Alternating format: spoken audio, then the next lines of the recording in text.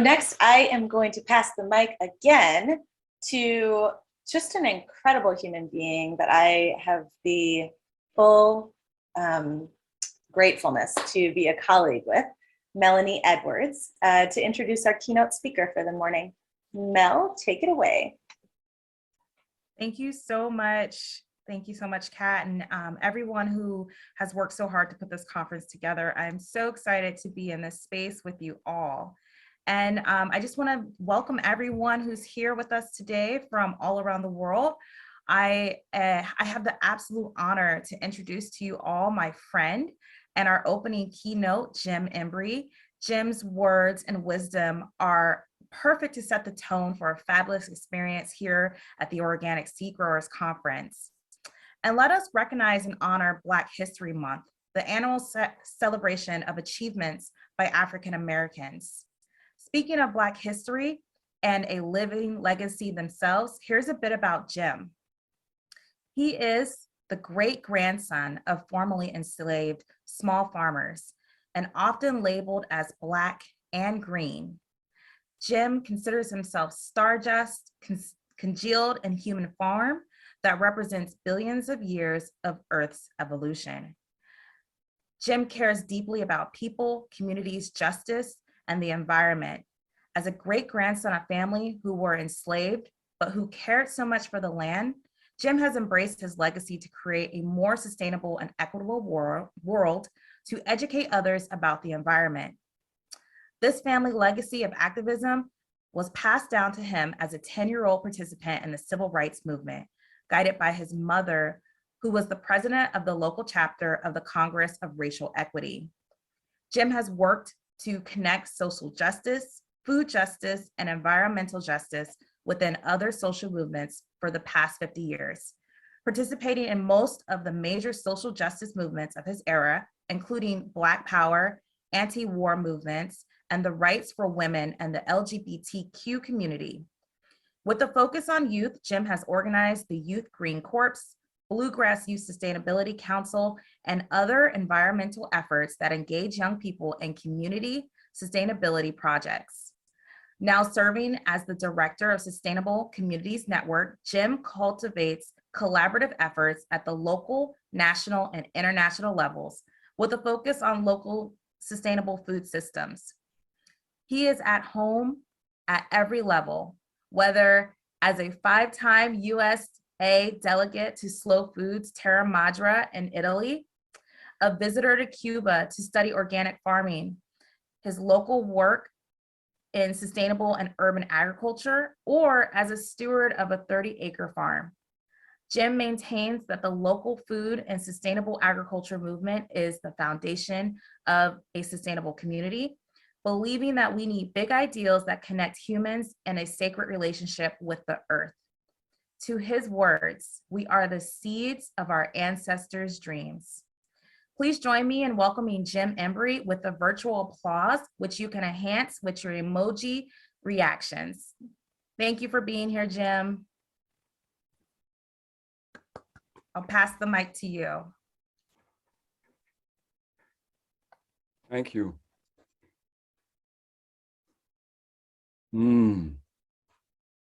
What a lovely introduction. Just lovely. This little light of mine, I'm gonna let it shine. This little light of mine, I'm gonna let it shine. This little light of mine, I'm gonna let it shine. Let it shine, let it shine, let it shine. Now, in my humble opinion, the purpose of human life is quite simple. It is to bring light in and send light out. Not to hoard the light, keep it for ourselves. Real simple. Bring light in and send light out. Well, thank you, Melanie. Again, for that lovely, lovely introduction. Again, I kept thinking, gee, I did all those things.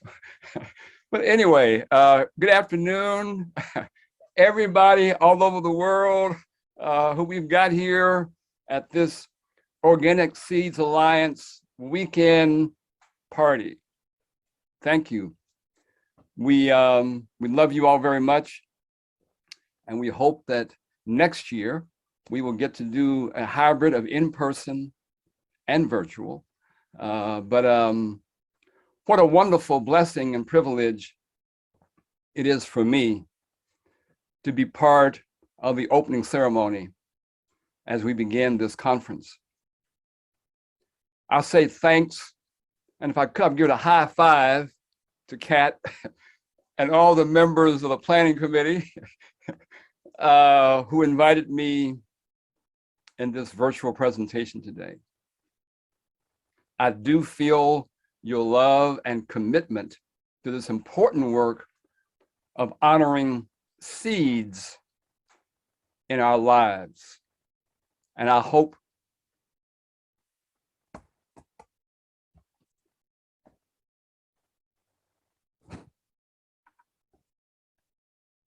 I had just a technical malfunction here, excuse me. Anyway,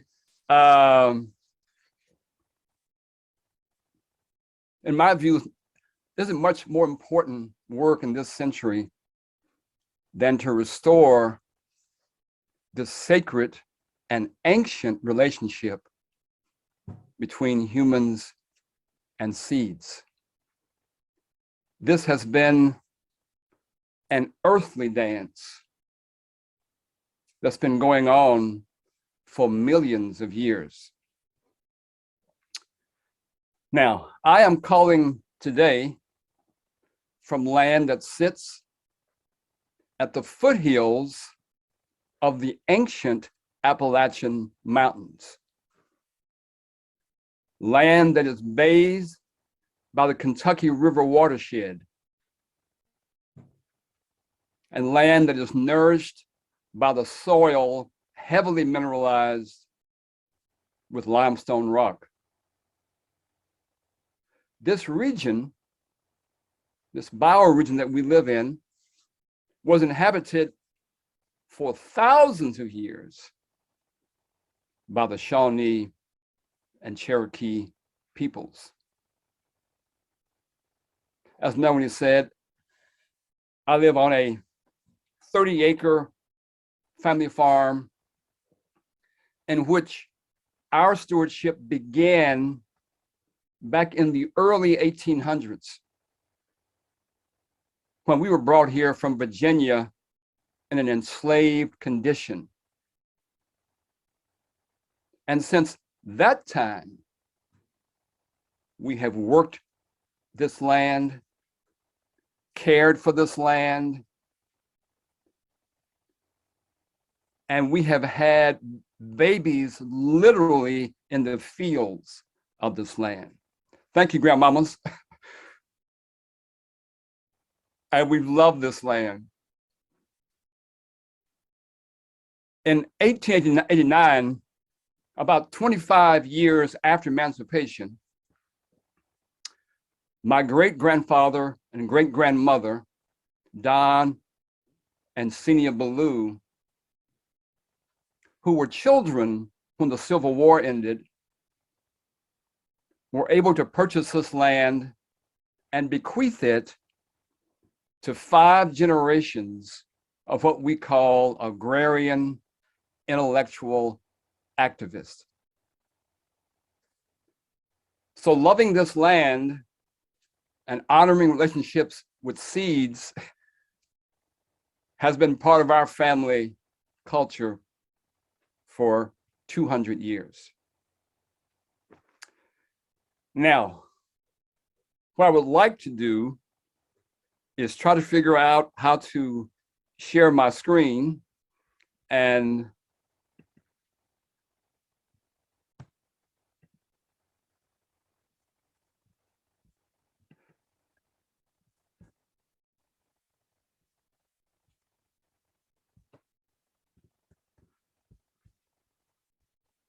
let me see here now. I got all these windows open, you know, and sometimes you can't see what you need. There we go. I'm getting there. Y'all help our old brother out here now, okay? You got this. Okay, now we're set. Thank you so much for your patience. I remind people that I've been around, I say this lovingly of myself and teasingly, I've been around like back with the dinosaurs, okay? And that means that my brain gets a little fossilized. So I invite young folks, and when I met Melanie almost 3 years ago, I said, sister girl, like, you got to pick what you can while you can, okay?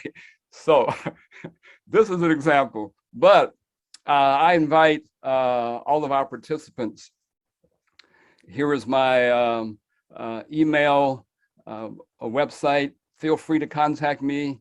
Most certainly, I'd be honored to be in communication after this conference. Now, so Melanie gave me my marching orders, and so did Kat, okay, and a few other folks. So she already said, well, brother man, like, you gotta begin with something black, something African. So I'm just trying to do what she said to do, okay.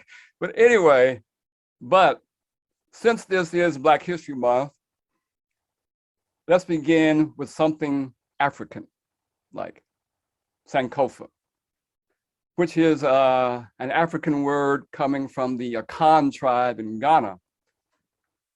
This Sankofa bird represents the essence of my presentation today.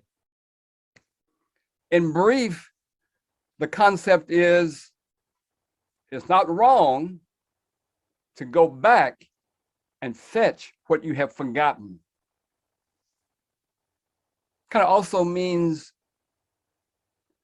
you can't know where you're going unless you know where you came from.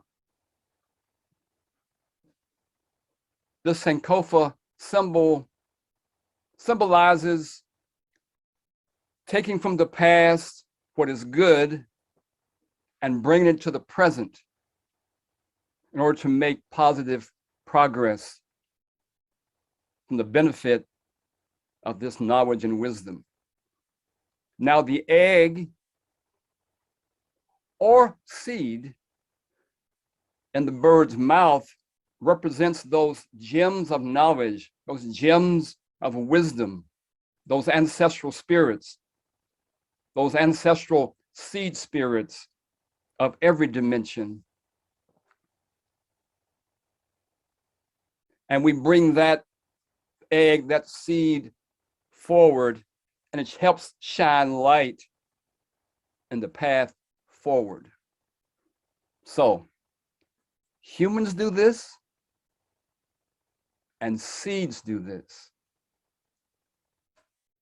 And seeds have a memory that goes back at least 100 million years.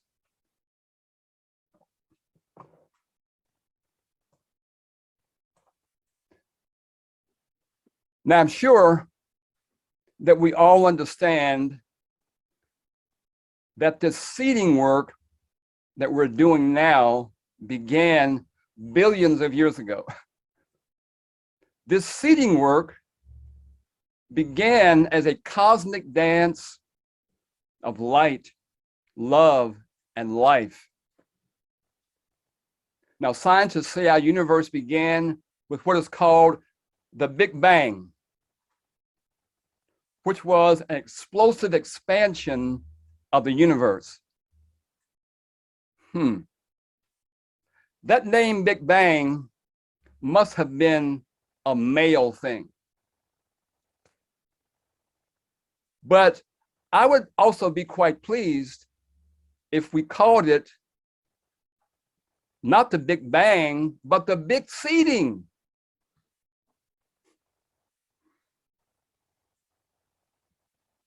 Now, let's go back just a minute to this name, Big Bang, that I called a male thing. Now, I'm sure some of you all will disagree with me, and many don't have an opinion. That's okay. That just gives me a chance to do a book commercial. I know my friend Chanda would agree. So please buy her book, Disordered Cosmos, and find out what a Black queer woman thinks about all this dark matter stuff and white men's control of naming things. And much like seed rematriation,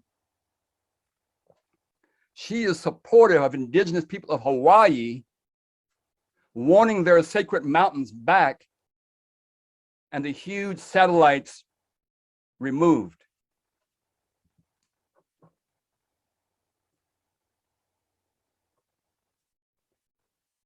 Now, me and Sister Girl Chanda, we both have an article on this website called Humans in Nature.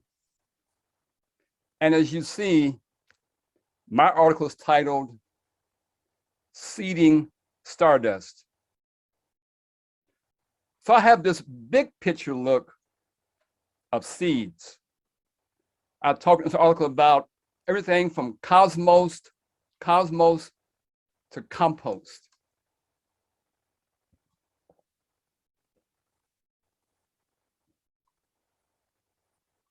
So if big seeding was the term we use for this universe unfolding, then we would see in the cosmos particles of stardust and star constellations as seeds in the sky.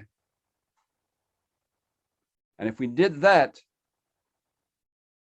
then we all might better understand how and why humans,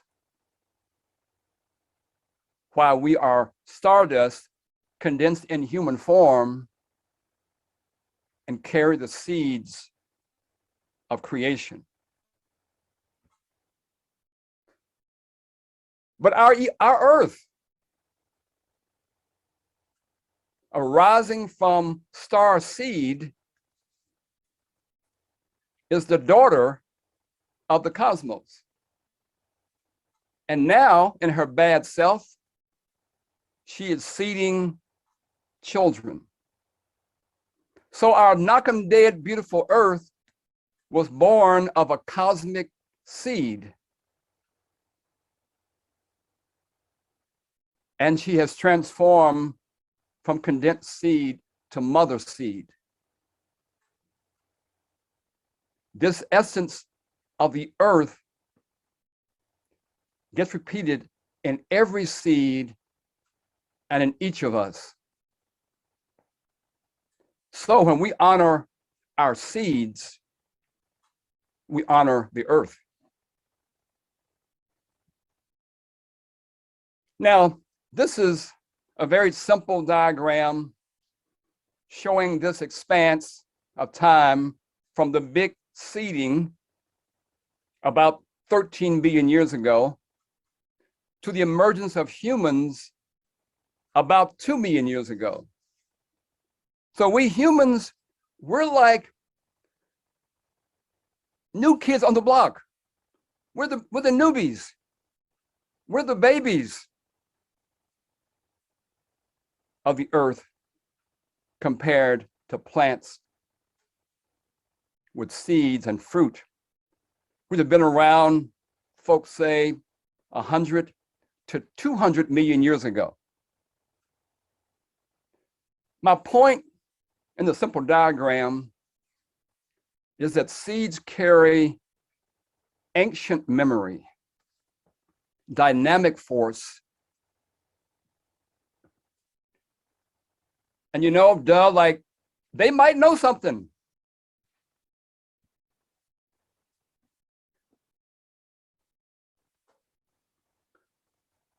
Thanks to Kathleen, we took a moment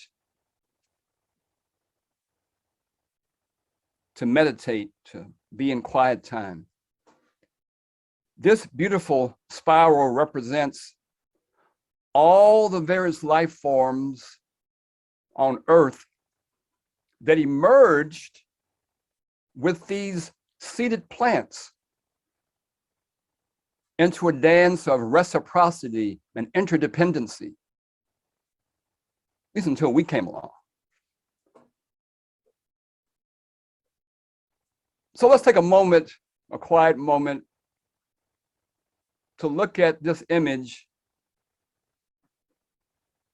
and think about just how beautiful the earth has become with all of these flowering, fruiting plants with all their seeds and all the flora and fauna that evolved with these flowering plants.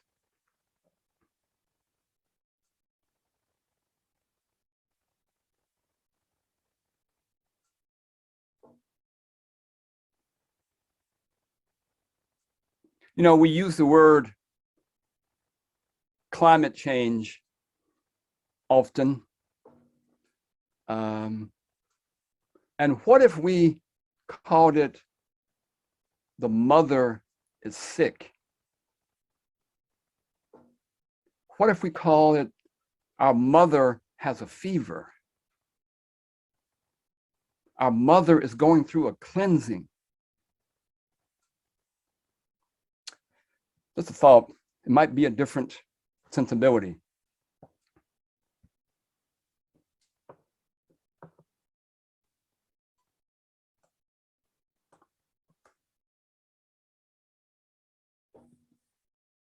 Now, as we know, before this was called North America, it was called by many indigenous people Turtle Island.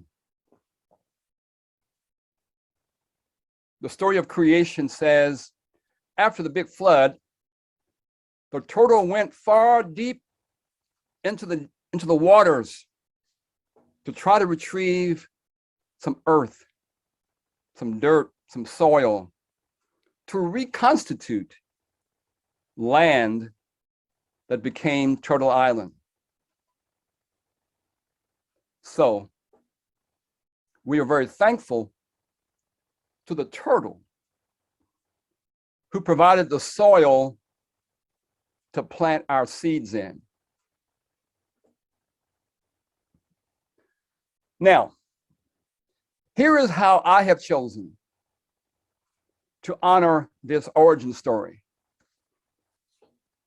When I was living and working in Detroit with Grace and Jimmy Boggs and the youth program Detroit Summer, we began honoring this origin story by constructing a turtle from using straw bale construction techniques.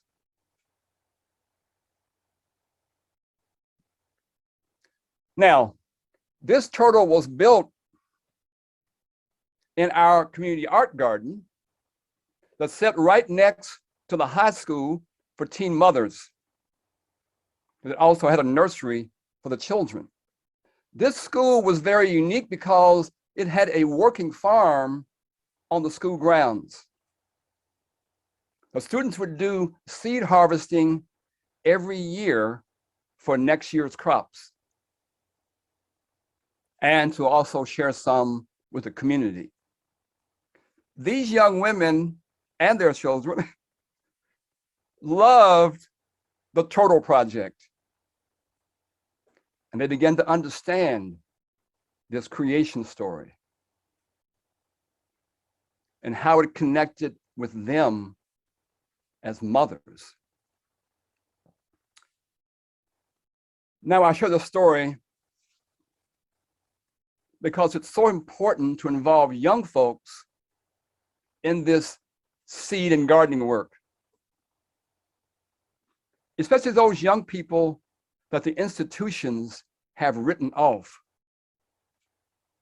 much like some of our seed varieties have been written off.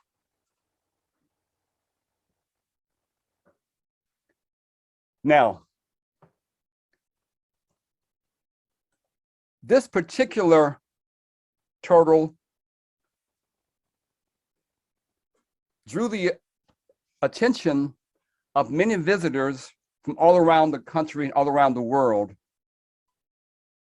largely because it was next to the Catherine Ferguson Academy, this school again for teen mothers and their children. While in Detroit, I gave tours to the likes of folks from the Nobel Peace Committee, Ossie Davis, Danny Glover, the British Parliament, and filmmakers. But my most profound experience at this turtle site was with a Hopi elder who came to Detroit to visit the local Native American Cultural Center. My friends there asked if I would give him a tour of Detroit. And we stopped by this turtle in our art garden. But before we came to the turtle, I took him by the Detroit River, where there were signs saying, "Don't eat the fish because of mercury in the water." I showed him the incinerator that was burning all the garbage and described all the particulate matter and toxins in the air from the incinerator.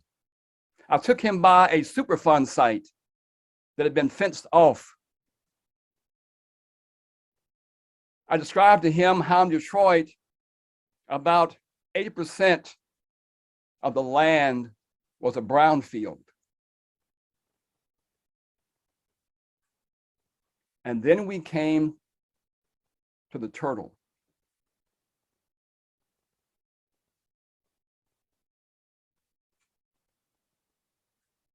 I still remember it. And he knelt down and he prayed and he cried. I mean, for a long time, okay? He was sitting there crying and praying. I thought, like, wow, like, what's up? But anyway, he finally arose and his grandson was interpreting for us. And he said, "You took me around and I saw the air pollution, the water pollution, the land pollution.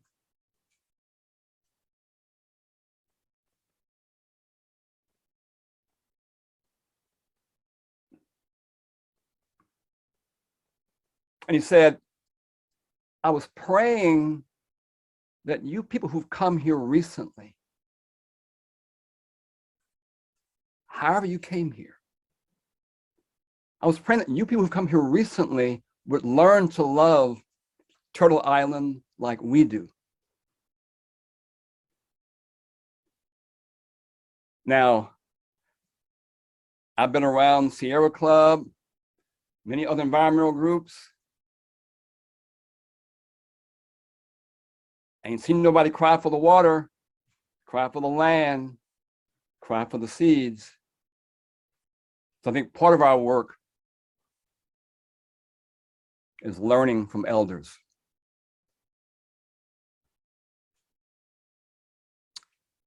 Now, Kathleen told me, don't get off track, okay? Get back on point, okay? I'm trying to, Kathleen. Okay. Now,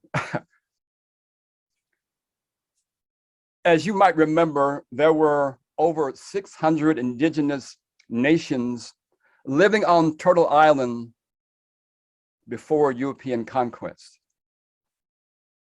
They have their own seed stories, their own cultural traditions, agricultural practices. We have much still to learn from their thousands of years of being caretakers and seed keepers. So the Seed Alliance can develop right relationships with those who've survived the Trail of Tears, the residential schools, and seek mutually respectful relationships.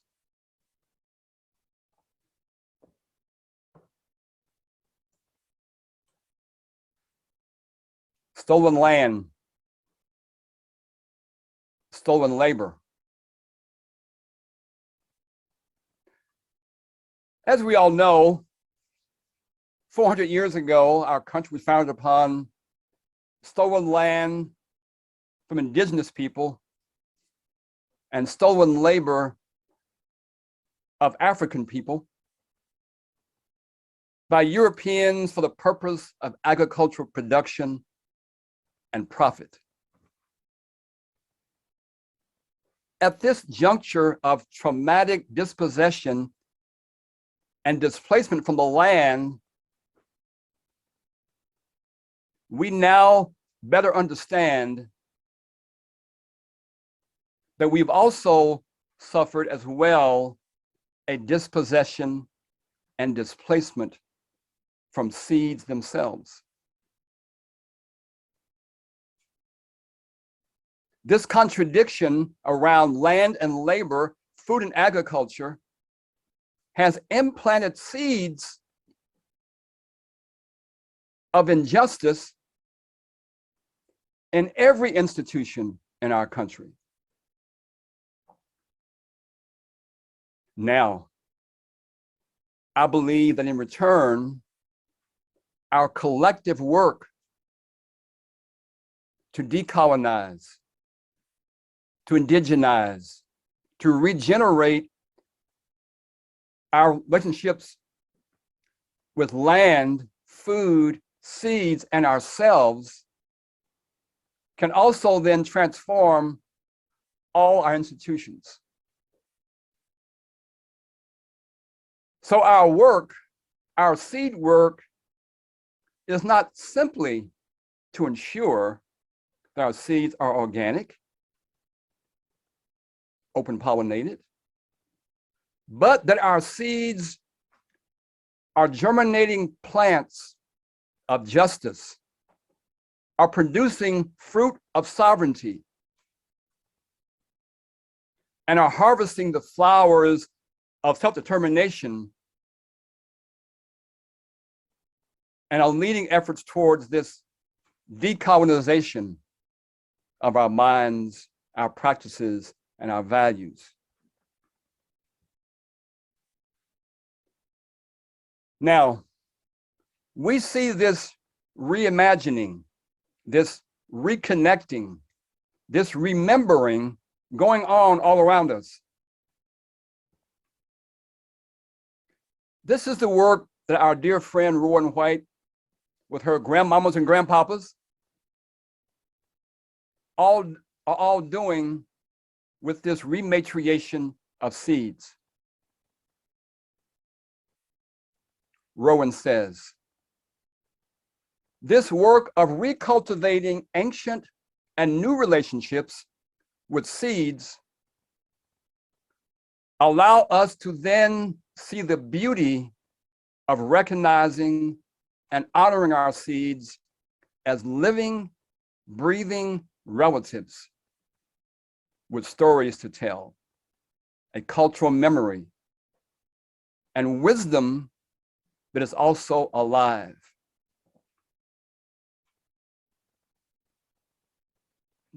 Thanks to folks like Rowan, there are many folks like her, this rematriation is becoming a global movement that invites us to join and be empowered to reawaken seed stewardship in our lives. So, Organic Seed Alliance, I would say follow Aretha Franklin's advice when she said, jump, jump to it, jump, jump to it. So, jump in, the water is fine. Find ways to joyfully honor the privilege of being a steward of these seeds and their stories.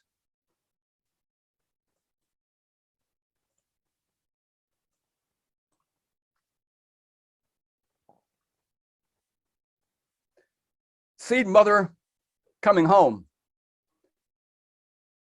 I encourage all conference participants to watch this short video, but not while I'm talking.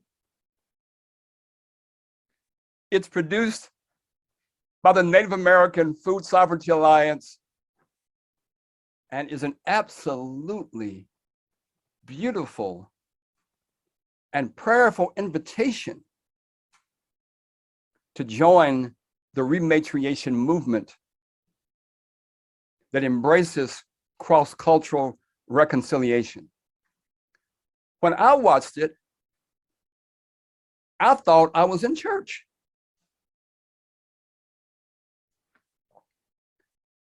Now,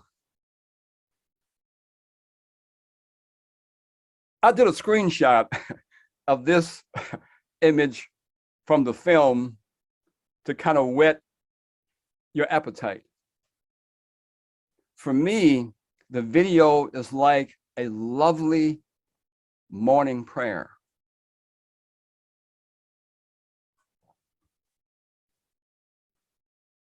Now,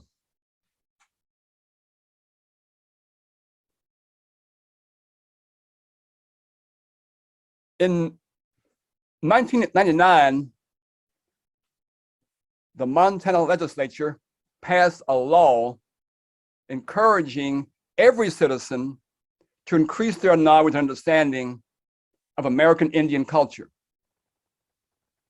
What if the Seed Alliance and every organization, every school, every government entity and business throughout the country adopted a similar initiative? Native Knowledge 360 is another good resource provided by the Smithsonian National Museum of the American Indian. Again, indigenous folks have been around Turtle Island 10, 20, 30,000 years. They just might know something.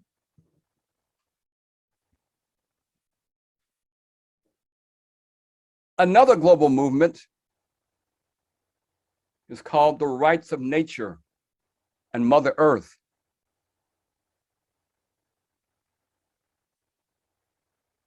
The countries of Ecuador and Bolivia have written the rights of nature into their constitution.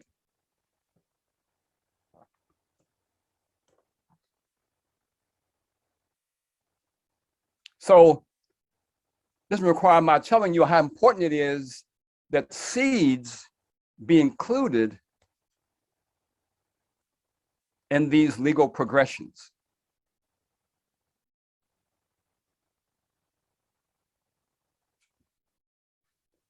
But much like rematriation,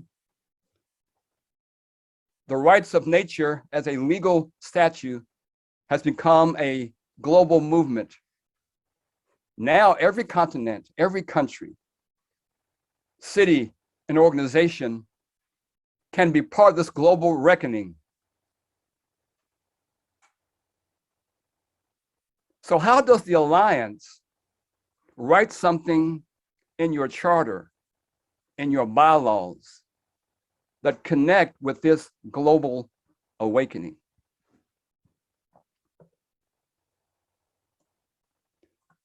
Now, let's go back and revisit this beginning period of stolen land and stolen labor, which created this painful dispossession and displacement.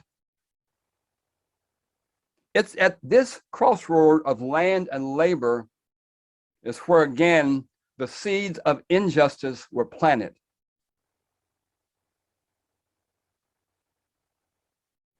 These seeds, as we know, have germinated over the hundreds of years and have saturated all of our institutions, businesses, government bodies, and cultural practices. I also believe that this nexus of food, labor, and agriculture provides this pivot point for the multi-year transformation of all of our institutions. But even as we Africans were stolen from our land, survived and not survived the Middle Passage, and then deposited on faraway shores, we still thought about seeds. The long voyages and centuries of displacement could not disconnect us from our seeds, our foodways, cultural practices. We unceasingly sought to remember, to reaffirm, and reestablish our relationship with seeds. Various efforts were used to carry seeds, but women in particular, our grandmamas, were involved in braiding various seeds in their hair to carry with them to the Americas. So we carried the rice, the okra, the black-eyed peas, peanuts, sorghum, watermelon, sesame, the cultural wisdom and practices with us.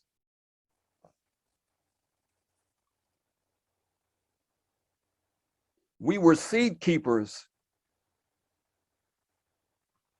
even in the most violent and oppressive conditions. Reminds me of Sister Girl Maya Angelou, who said, "And still we rise."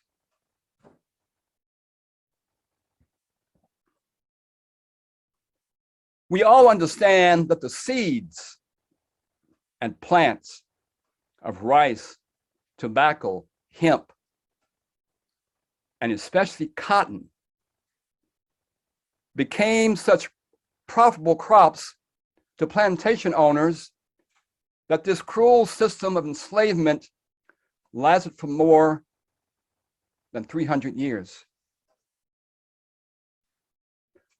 So in some ways, these crops, these seeds, and land became the environment for oppression, violence, poverty, which we're still healing from today. So in this healing, we need the seeds of reclaiming truth. We need the seeds of reparations. We need the seeds of restoring faith in our continually failing systems. We need the regeneration of impoverished soils and impoverished souls.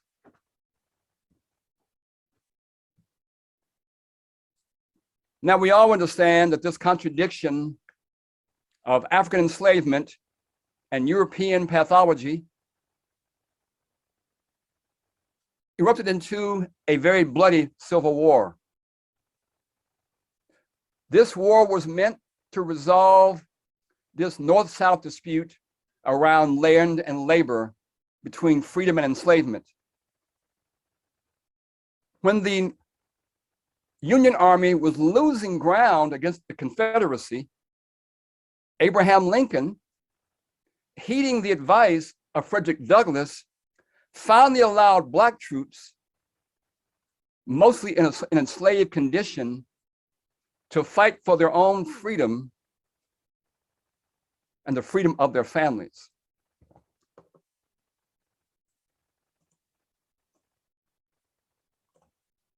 More than 180,000 African men and women fought in the Union Army as part of what was called the U.S. Colored Troops. When these soldiers mustered in, they listed their occupation as farmers.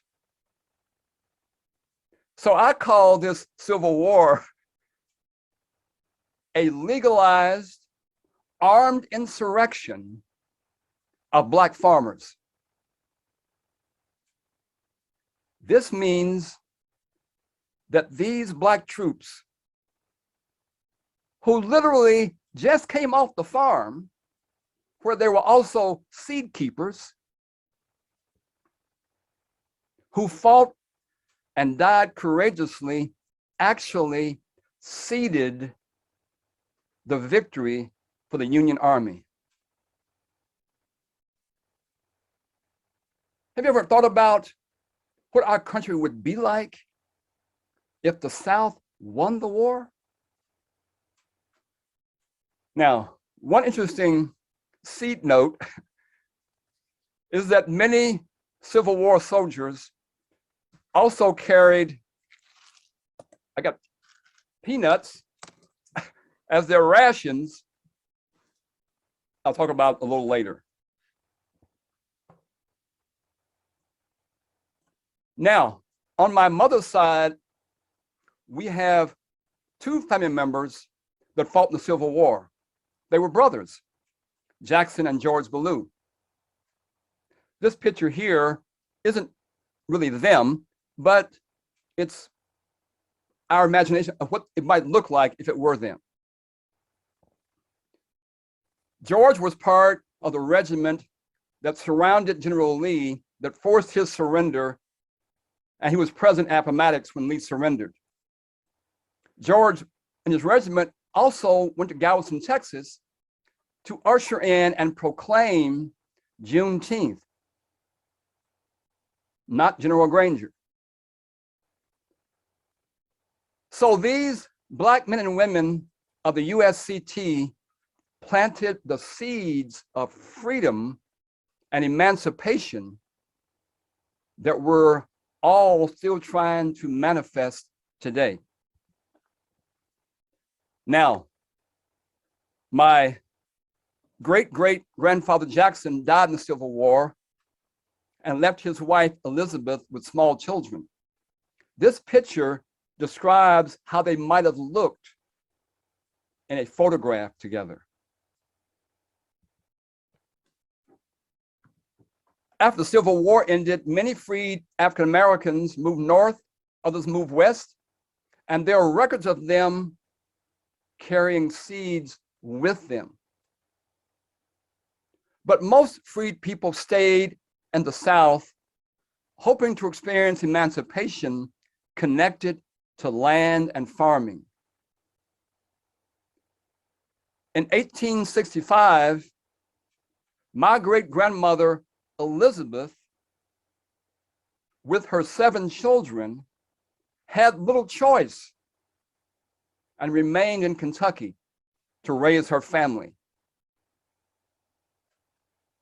And again, within about 25 years after emancipation, she and her now married children were able to purchase farmland, the land that I'm on now.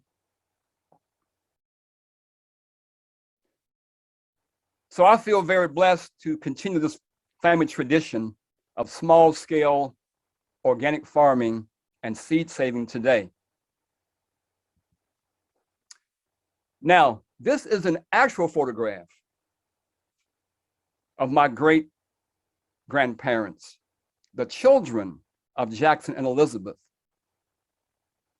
They were, when the war ended, they were young children, 4, 6, and 8 years old. It was these formerly enslaved ancestors who were able to buy this farm in 1889. They were friends with George Washington Carver, hosted him along with W.E.B. Du Bois, Ida B. Wells, a few times in Kentucky. My great-grandmother Harriet was the midwife, the herbal healer, and the seed keeper for the family and community.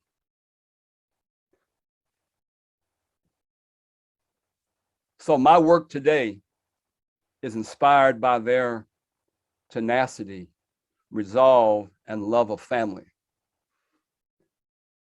But not all African Americans in the South were able to own land, but were forced back into the plantation system to grow cotton under the exploitative and cruel sharecropping system. This single focus on cotton impoverished the Black soil and the Black souls who worked the land.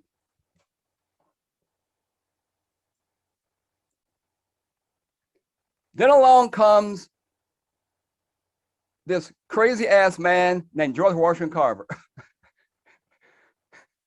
who was brought to Tuskegee Institute by Booker T. Washington in 1896. Now, he had a vision for what we might now call the greening of Alabama and the South. He was writing and talking about all the elements of what we now call organic, regenerative, permaculture farming and a green living lifestyle. Carver lost both of his parents when he was just 2 weeks old and was raised by the white family that previously owned them. Since he was a sickly child, he was allowed to spend most of his time in the forest and garden, where he developed an intimate relationship and ability to communicate with plants. Now, I just love me some George Washington Carver. Now, Carver is oftentimes called the peanut wizard. And he was absolutely that. But he was also so much more. Doesn't get enough recognition for his magnificent intellect, creativity, vision. With the peanut, which is a seed, remember, he literally saved the South from total economic collapse after the boll weevil decimated the crops. As we all know, he developed over 300 uses for the peanut. And he had a very special relationship with the goober. And here's how he developed this connection. At Tuskegee, Carver would go out 2 hours before sunrise, go to the garden and pray. Now, one day he asked God, God, reveal to me the secrets of life. And God responded and said, well, George, the secret of life is big boy stuff. And it's too much for a small fellow like you. But what I will do is guide you into a relationship with this lowly peanut. God said, if you speak lovingly, the peanut will reveal her secrets to you. And the rest is history. Now, in terms of seed stories, as we might know, the peanut was originally from South America. It was grown and revered as a special plant by the Incas 3,500 years ago. The Spanish explorers carried peanuts back with them to Europe and then to Africa.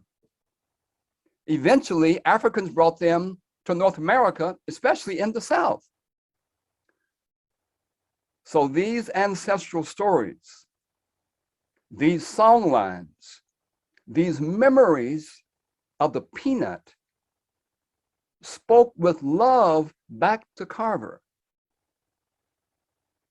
Peanut said, man, like, where you been? We've been waiting on you. Where you been hiding? This is the kind of relationship that we also yearn for and need. How often do we talk to plants and seeds? Well, it worked for Carver. But Carver did not just love the peanut, he loved all kinds of seeds and wrote 44 bulletins to describe how they could be used.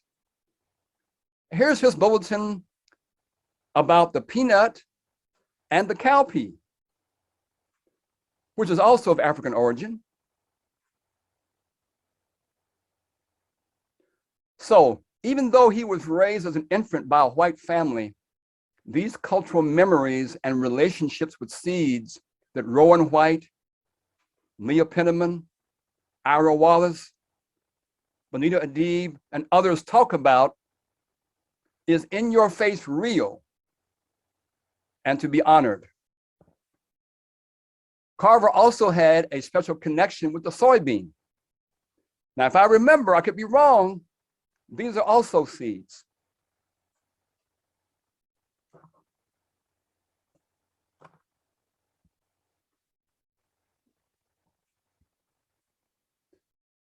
Carver realized that he needed all these seeds, plants, and regenerative farming practices to replenish and nourish the Black soils and Black souls in Alabama and throughout the South. But he realized soon that what he had to do was take the show on the road.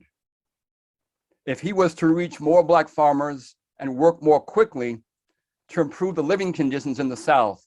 So with the support of Booker T. Washington, he built a classroom on wheels that was initially pulled by mules and later motorized, and provided farmers with bulletins, farm equipment, recipes, soil samples, tools, plants, and seeds. So Carver was a seed keeper and was able to distribute seeds to the Jessup wagon and the various Black farmer cooperatives. Farmers would gather around the wagon like a classroom, and these impacts were significant all throughout the South.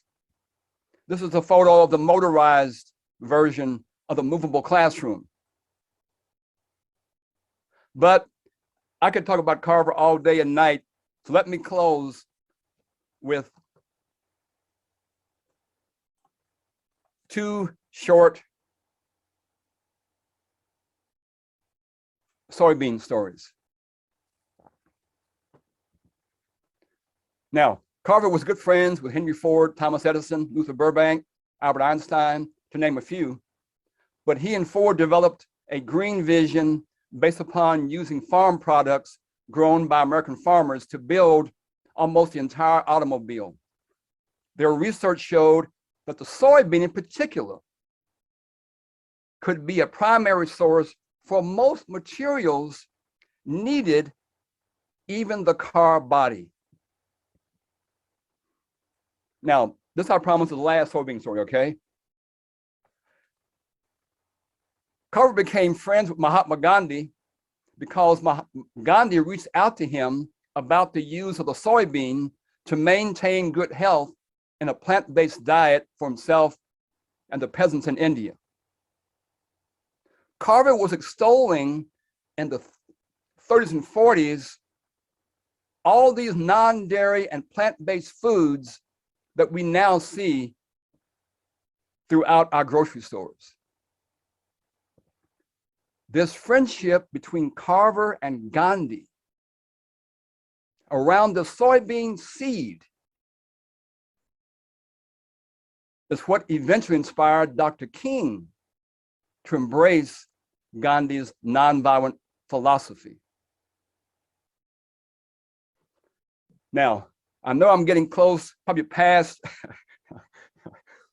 my assigned time, but I'm gonna try to move through real quickly. Kathleen, she's saying, anyway, but I hope we all know about Wangari Maathai. She was this incredible force to be reckoned with, along with her Council of Women in Kenya. And they pretty much staged a nonviolent revolution in Kenya. Now, I can't say it was bloodless because Wangari got beat up and bloodied a few times by the security forces of the dictator, all for planting trees. Now, here's the connection with seeds.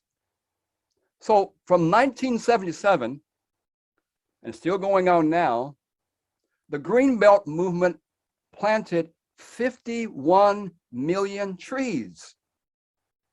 The non-deflame tree. But what the women would do is go out into the forest and gather seeds that are falling from the trees in the forest. Gathering, I'm saying, gather seeds from the forest, bring them to a nursery, watch them germinate and grow, and then plant them in areas of extreme deforestation. So, I tell you now, when you connect women with seeds, they are an awesome pair. You know, I kind of think they're out to change the world. Now, I'm going to move through and make two final points. As I'm talking, I'm going to flip through some slides. I've been a member of Slow Food USA and globally since 2008. Every couple of years, we have a program called Terra Madre. It's occurring this year in Italy. I hope many people who are listening will find themselves in Torino, Italy in September of this year. The whole world comes. It attracts some 8,000 people from 190 different countries. I was a last a delegate there in 2018. We have, speaking of seeds, we have a program called the Ark of Taste that right now has 55,000 plus items. And when you go to Terra Madre, you get to see all these products on display. It's an amazing sight. We have a whole area that's slow beans, where we have all kinds of beans on display, and the kids love the beans, which tells us we got to find some ways in the Seed Alliance where kids can touch the beans. Yes, let's plant them, but let's also play with them, okay? We have a program called 10,000 Gardens in Africa. We now have about 3,500 gardens in 30 different countries. So all of these gardens represent Seed Alliance potential collaborators in Africa around seeds. The gardens in particular are focused on children. Now, I hope everybody's read Seed, folks. Again, this is these badass women, okay, and what they're doing. This book is about a young girl, okay, a young girl in her community who finds some seeds and transforms her community. This is a photograph of mine taken in Detroit by this young woman. I call this photograph Gold Dust, as a reminder that the black soil on her fingers is more valuable than gold. And lastly, I mean, another commercial, okay, for add these books to your library. Many of them talk about, again, these various forms of seeding, the seeding of cooperatives throughout the South. Leah has a fantastic chapter on seed saving. And again, Melanie was the person who got me involved in this book. We are each other's harvest by our dear beloved friend, Natalie Bazille. So we should be like these children, reach our arms out across the globe, share, love, send light about seeds. Be like the bees, go out, pollinate, collect nectar, okay? Everyone's working around different flowers and bringing things back. Everybody's working. Well, except the boys.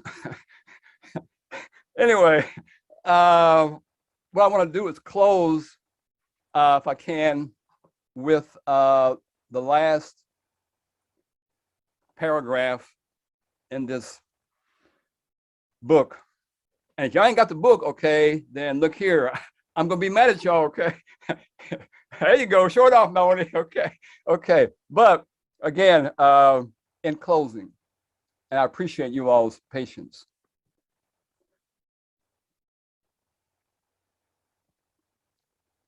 As the seeds of our ancestors' dreams, we have germinated, have become trees that produce fruit, which is nourishment for the present and will provide the seeds for those who are on their way. Our dreams then also become the seeds for future generations. This work of reclaiming our sacred connections to the soil from which we are made, to the air and water that replenishes us, and to the plants and animals that are family, is a quest much bigger than a single country or continent. But it is a journey that will provide a leap in development of the evolution of humans as a species. This journey begins anew every single day. Ashe, thank you.